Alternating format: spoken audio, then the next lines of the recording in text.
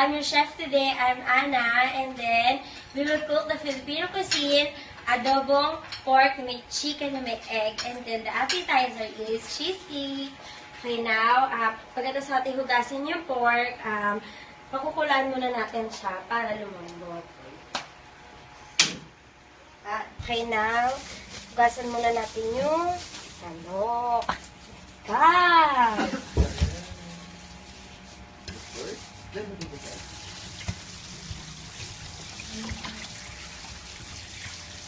Kailangan hugasan siya ng mabuti. Parang, okay, now, tapon na natin ng Barbie.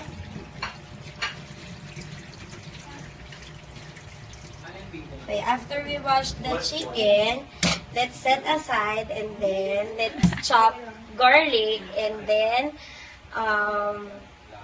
we're going to prepare the appetizer, the cheesesteak first. So, kuha tayo ng egg habang ang ating pork ay kumukulo. Then, lalagyan natin siya ng konting suka para hindi mabasag yung pinaka-shell. Ngayon, kumukulo na yung pork at saka yung egg. Papatayin na natin yung egg. And then, isi-set aside natin, tapos babalatan. And then, yung pork na lang antayin natin para ma-finalize na yung adobo natin. Okay, ngayon, okay na yung pork. Medyo lumambot naman na siya. So, syempre, mamaya, mas lalambot pa siya kasi sasama na natin yung chicken. So, ngayon, papatayin na natin siya and then set aside. And then, we're going to fry the potato. Ngayon, maglalagay tayo ng mantika para sa patatas na pipipunin.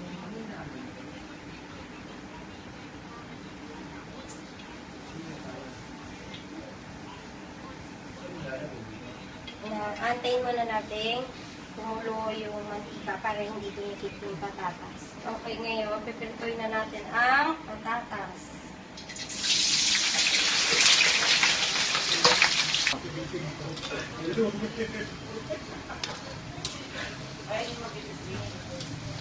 Hirap mag-view.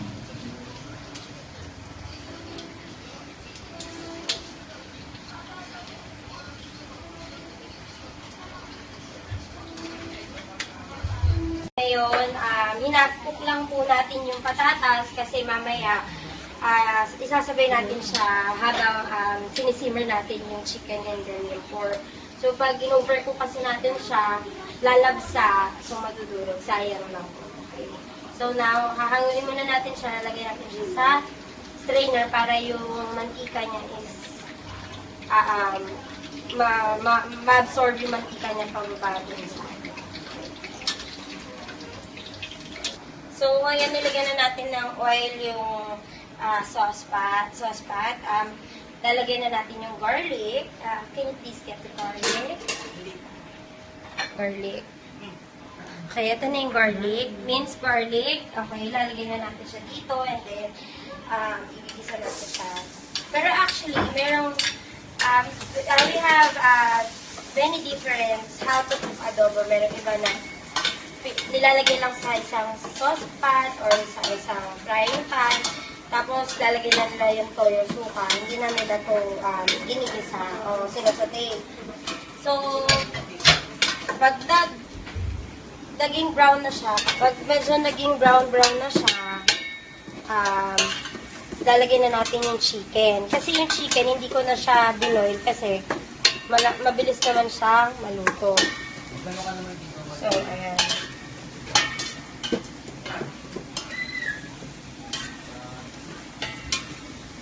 Antayin natin siya mag-golden brown. And then, saka natin ilalagay yung chicken. Ngayon, ilalagay na natin yung chicken.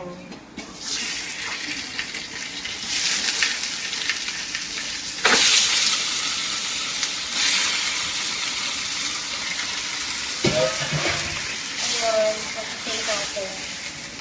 Hanggang maging slightly brown yung chicken. So, pag nag-slightly brown yung chicken, lalagay natin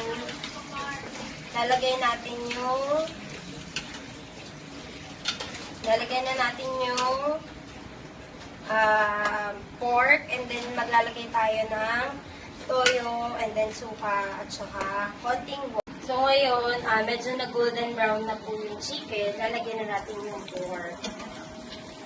Yung pinagkuluan ng pork, actually, kasi pwede mo rin siyang gamitin. Kasi pwede na siya as pork stock.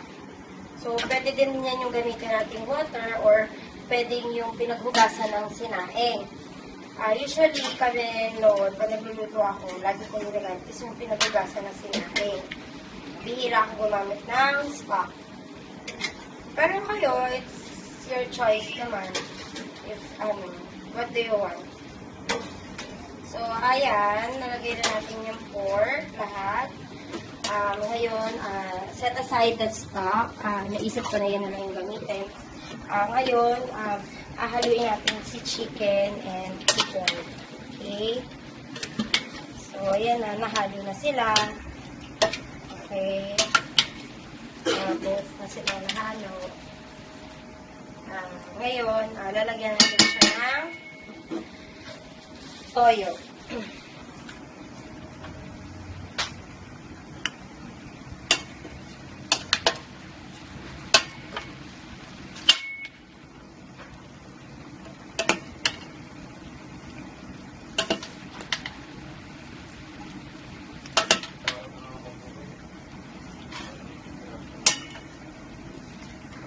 Okay, ito na yung toyo. Okay, natin yung toyo.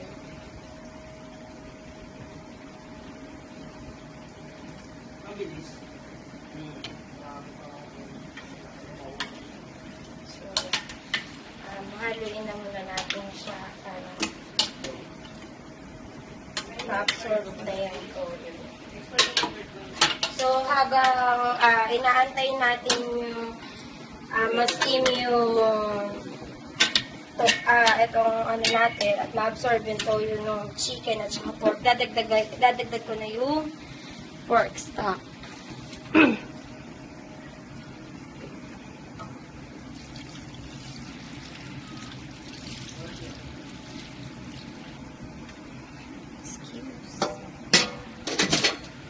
Okay.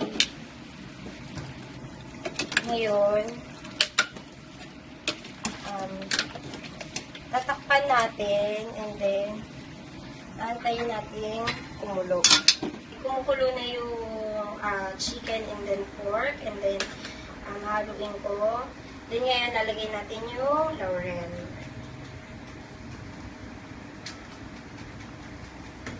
Okay, ngayon lalagyan natin ng suka.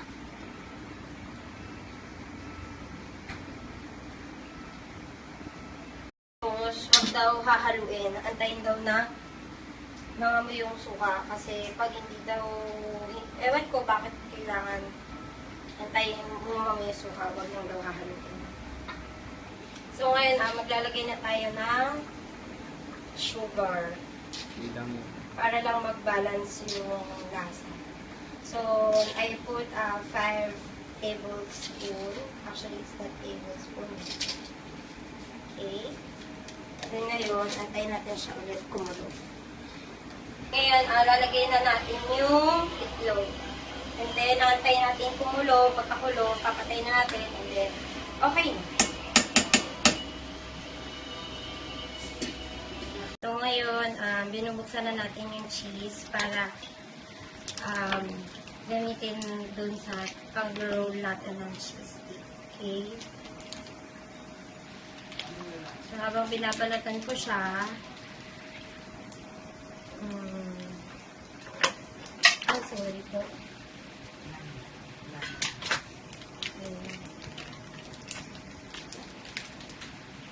Sensya na po, mahirap po talaga.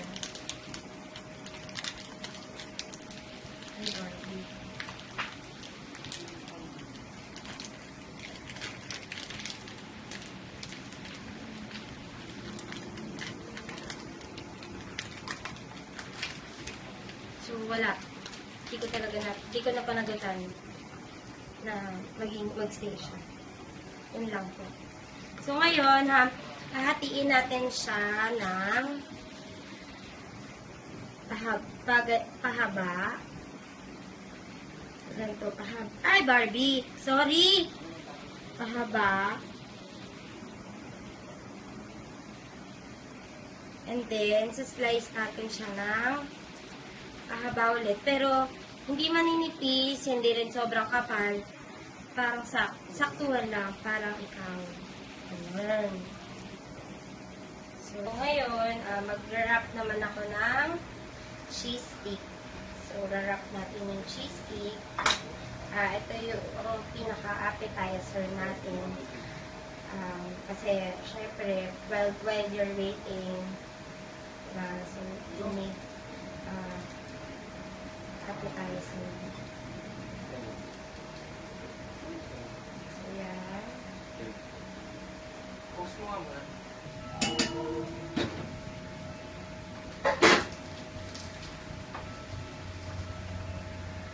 So, ngayon, habang naantay natin yung adobo, mag-fry na tayo ng cheese stick.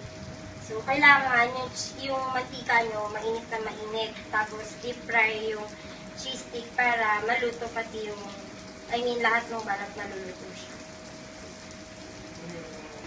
Paano inyong pumasok ka ng hinalute? So, ito na yung cheese stick. Na-prepare na.